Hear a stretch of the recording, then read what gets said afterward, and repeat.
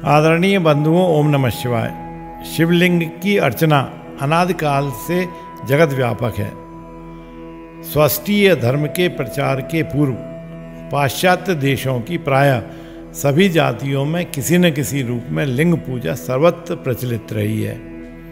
रोम और यूनान दोनों देशों में क्रमशः प्रियपस और फल्लुस के नाम से लिंग की अर्चना होती थी। इन दोनों राष्ट्र के प्राचीन धर्म का लिंग पूजा प्रधान अंग था। वृक्ष की मूर्ति लिंग के साथ ही पूजी जाती थी। विधि में धूप, दीप, पुष्पादि हिंदुओं की ही तरह काम में आते थे। मिस्र देश में तो हर और ईश की उपासना उनके धर्म का प्रधान अंग थी। इन तीनों देशों में प्रायः फाल्गुन मास में ही बसंतोत्सव के रूप में लिंग पूजा वार्षिक समारोह से हुआ करती थी। प्राचीन चीन और जापान के साहित्य में भी लिंग पूजा की गवाही मिलती है और पुरानी मूर्तियों से यह भी अनुमान होता है कि अमेरिका के महाद्वीपों के प्राचीन निवासी भी लिंग पूजा किया करते थे। ईसाइयों में बाइबल के 2 विभाग हैं। पुराने सुसमाचार नामक विभाग में राजाओं की पुस्तक के 15वें अध्याय में यह कथा है कि रेहोबोयम के पुत्र आशा ने अपनी माता ममाका को लिंग के सामने बलि देने से रोका था। पीछे उन्होंने क्रोध में आकर उस लिंग मूर्ति को तोड़ फोड़ डाला। यहूदियों के देवता वेलफेंगो की पूजा लिंग मूर्ति की होती थी। उसका एक गुप्त मंत्र था जिसकी दीक्षा यहूदी लिया करते थे। यहूदी बालेश्वर शिवलिंग पत्थर का बताते थे और स्थापित करते थे और बाल नाम से ही पूजते भी थे। लिंग के सामने वृष अर्थात नंदी की पूजा करते थे।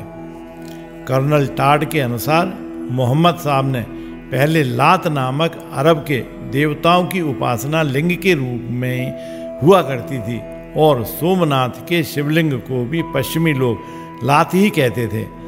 लात की मूर्तियां दोनों जगह बहुत विशाल और रत्नों से सुसज्जित थीं, किंतु बाद में मुसलमानों ने लात का ध्वंसावशेष भी न रखा।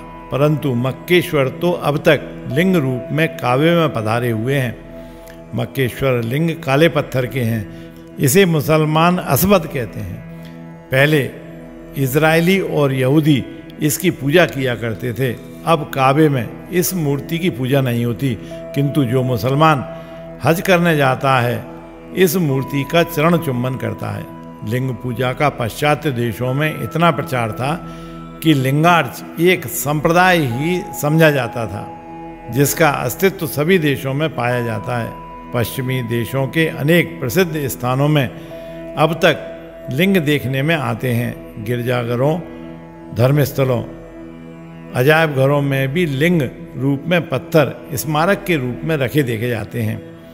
पणी जाति के लोगों की चर्चा हमारे वैदिक साहित्य में आती है। यह पाश्चात्य वणिक समाज था जिसका आना जाना भारत से लेकर भूमध्य सागर तक हुआ करता था। पश्चिम में यही लोग फणेश कहलाते थे और इब्रानी जाति इन्हीं के विकास का फल हुई, जिसके यहाँ भारतीय बालेश्वर लिंग की उपासना विधिवत होती थी।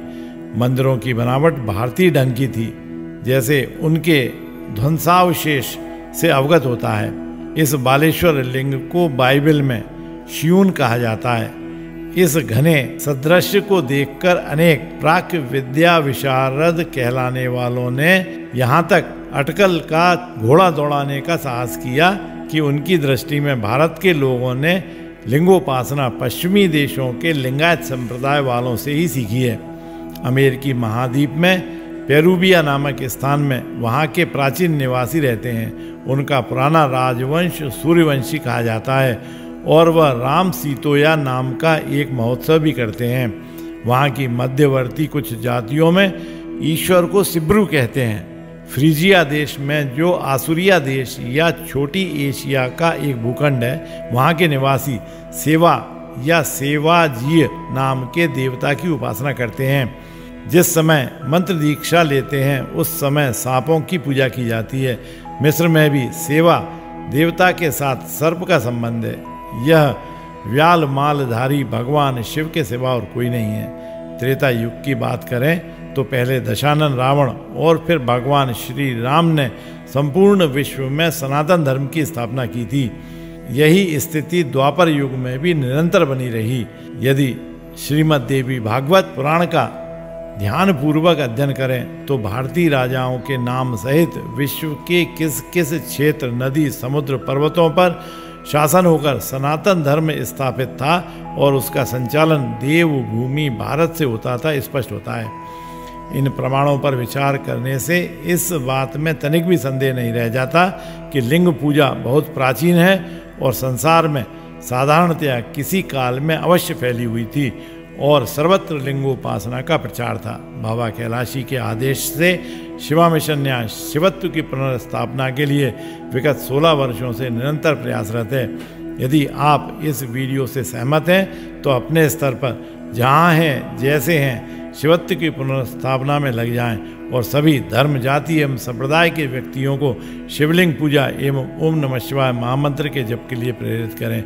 यदि यह वीडियो आपको अच्छा लगे तो शेयर करें, लाइक करें और शिवा मिशन न्यास के चैनल को सब्सक्राइब करें। बोलिए ओम नमः शिवाय।